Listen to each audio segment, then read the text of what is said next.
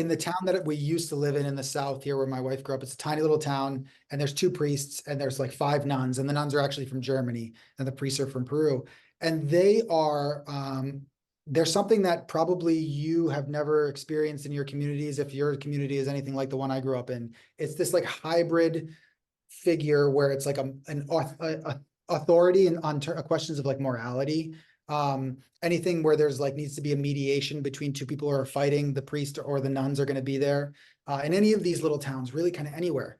Cities are a little bit different. Cities are much more like the United States. There's atheists, there's Jews, there's Protestant, there's people from all different parts of the world. But in these little towns where almost everybody's Catholic and the church is in the main square and the bell rings at midday and like it's part of the rhythm of everyday life for everyone.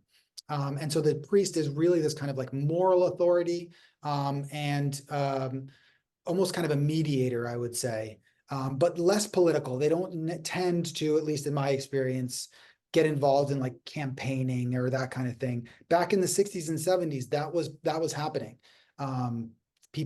Church priests were much more kind of caught up in this revival that was happening in the Second Vatican Council in Europe, where they were saying, hey, go out and be with your flock, be with your people, suffer with them. And then they started being like, well, if my flock is carrying guns and fighting against the dictator, maybe I should too, right? So there's this really interesting moment where that kind of stuff was happening. So I'm generalizing, but I hope that maybe answers your question.